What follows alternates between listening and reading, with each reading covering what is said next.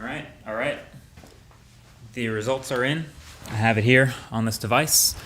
So, the award for most extra tech feature goes to the Xiaomi Smart Wireless Charging Pad.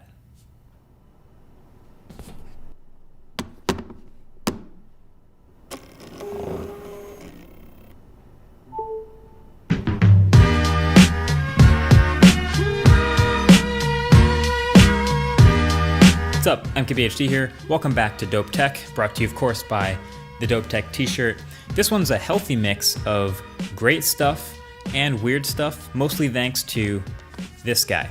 So Xiaomi released, alongside their new Mi 10 Ultra, their really impressive phone that's also a mirror, they also released this smart wireless charging pad. And it's this pretty big pad, and it was sort of inconspicuous at first. I took it out the box. I was like, yay, cool. Another wireless charging pad, but why is it smart?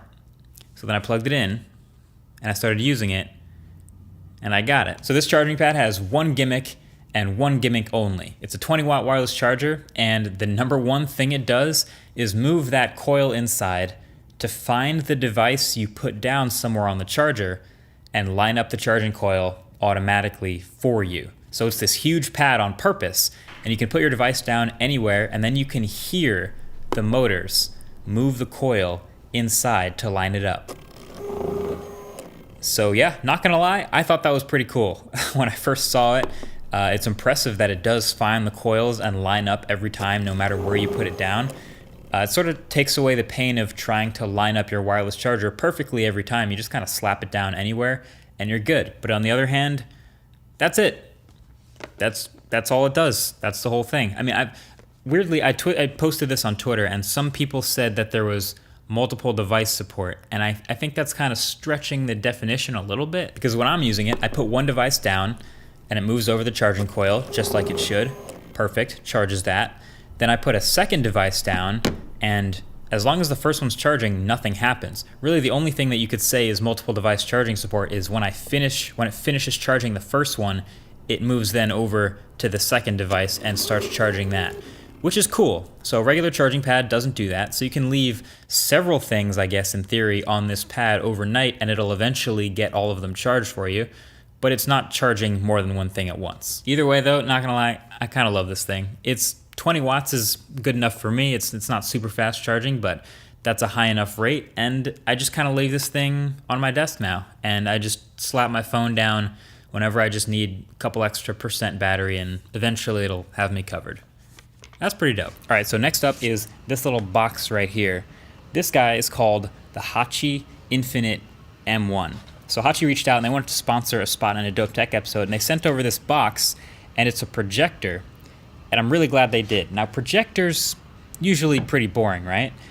But this one, I can confidently say this is definitely the smartest projector I have ever seen. So this one has a Snapdragon 670 inside, has up to 6 gigs of RAM, and 128 gigs of storage, and it runs Android 9.0, but customized into a UI they call Infinite OS. So it's basically a whole Android tablet inside this guy. And then you can see, aside from the projection, it's got cameras, and there's sensors at the front and the top, plus a gyroscope inside keeping track of its orientation. So the way this thing is angled, basically you can put it up against a wall and it'll project up to the wall, or you can put it up against a flat surface like a desk or a table, and it'll project down onto the table. Once you do, it'll automatically sort of start to calibrate itself and sharpen it up. And once it's done, you have your projection. But here's the catch. It's a touchscreen projection. So this 10-point multi-touch element kind of unlocks this giant tablet experience anywhere you can find a flat surface, which you'll start to realize is like all over the place. And it's actually a lot more responsive than I thought it would be. Maybe it's because I've tried some pretty garbage, gimmicky versions of this in the past, but this one is really good. Basically, the limitation is you still got to make sure you're not casting a shadow on the element you actually want to touch. So if you want to hit this button, for example, don't block the light from above it. You just got to come from the other side of the light and touch it, and it works perfectly. But once you get the hang of that, it's all green light. You can literally play multiplayer games 1v1 against people, whether it's tic-tac-toe or board games or Pong or air hockey. We've tried all of them, and they all work. And on top of all that, it's got a built-in battery, so the thing's pretty portable, so you don't have to find a plug everywhere you go. You can be on a train, basically, and just plop this thing down and start using it like a tablet. So now you can basically turn any surface into a giant gaming controller without the need of a phone or a tablet. I'm sure you've played Pong before, but you've probably never played it on your kitchen counter or on a table. And then in the OS, there's some other dedicated AI integrated apps they've built with different themes. For example, there's an education feature where you can use physical objects, like actual plastic letters, to teach spelling because it uses image recognition from the cameras to tell if you've spelled something right or wrong. There's a kitchen feature called Future Kitchen that lets you project recipes onto your kitchen counter, for example, or your cutting board, and it guides you through cooking them on your counter. And it'll even use that camera to recognize ingredients you scan. There's also even a fitness app where in one direction it points the workout program video onto the wall, and then on the other side is the camera facing you, and it helps correct your form and count your reps and track your body. So really interesting stuff that's been benefiting from the AI engine in the Snapdragon 670 chip, and it just got me thinking about projectors in a way I honestly never did before. So it is pretty expensive at the site. It's linked below. It's $9.99. So basically the value proposition is you can either get one really nice projector that only does one thing, which is just sit in one room and project an image on a wall, or you can get this sort of like Swiss Army knife smart projector, touchscreen, AI-focused, image-recognizing tablet thing that you can take anywhere. And I think that qualifies as dope tech. Okay, last but not least is this guy. This is Samsung's iPad Pro killer. That's being a bit generous, but hear me out. So this is the Galaxy Tab S7 Plus. It's an Android tablet, and so this is the bigger one. There's two, the Galaxy Tab S7 and S7 Plus. And this guy, you know, Android tablets used to be a lot more popular than they are now. There just isn't that much competition in the Android tablet space right now. But this one, as far as premium Android tablets goes, has a lot of good stuff going for it. Like, it's got the high-end specs, the Snapdragon 865 Plus, which makes it 5G capable, and there's up to 8 gigs of RAM and half a terabyte of storage. And the design, I think, is nice. It's a really thin tablet, probably thinner than the phone you're using right now, but it's metal, it's got sharp edges, and it still fits quality quad speakers in all four corners and a 10,090 milliamp hour battery, so it is not a poor use of space. And then you get a bunch of little things too. There's dual cameras, one 12 megapixel primary and one 5 megapixel ultra wide, and they're pretty good. They don't have to be great because they're tablet cameras, but they are definitely functional. And in fact, the camera you'll probably use more often on a tablet is the front-facing camera, which is up here in the middle of landscape mode, which I love because most of the time you're using a tablet like this, it's going to be sideways, it's in landscape mode. Samsung knows this and puts the webcam in the better place, unlike the iPad. That's actually also why the fingerprint reader is over here on the right-hand side, because you hold it sideways and double tap and unlock it just like that, easy. And the bezels are thin, but not too thin, because if you're holding a tablet, you do need some place to put your thumbs down and actually hold the thing. So it's got just the right amount of thickness to hold that bezel and not touch the screen. It's just an overall really nice design. My favorite quirk, though, is the S Pen it comes with. So this is the new and improved S Pen. It's got all the same improved technologies from the Galaxy Note series. It's the new 9 millisecond response time, all that fun low latency stuff.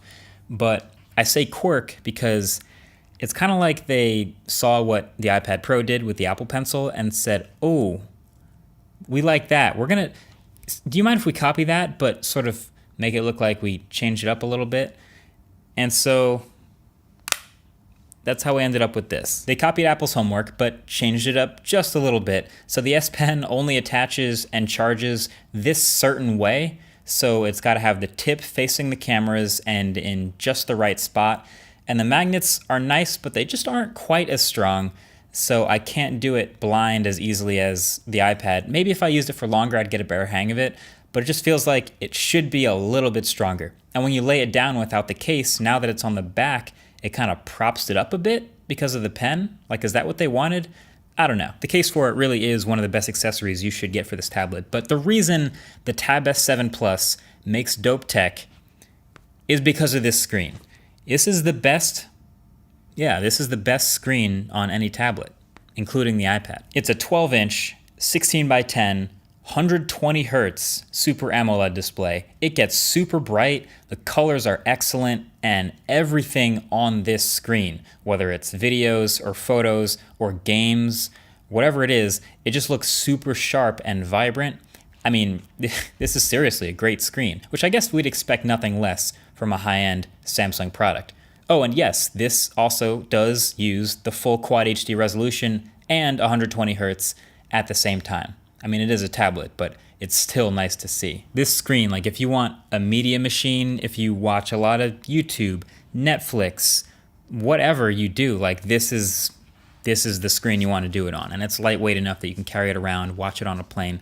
This is the one. So this is dope tech just because of the screen. Now it is still an Android tablet, so you're gonna have a lot of partially unoptimized, weirdly vertical, not quite right apps. And if you're willing to deal with that, because that's part of the Android tablet experience, then the rest of this package might be interesting to you. But I mean, come on. This screen is awesome. So that's about it. That wraps up this dope tech. Some pretty good stuff here. But hey, if you have other suggestions for stuff you want to see in dope tech in the future, now's a good time to leave a comment in the comments section, because there's a whole wide world out there of great stuff and weird stuff and quirky stuff. And I would like to feature it on the channel. I think it's a lot of fun. So thanks for watching this episode, and we'll catch you guys later. Peace.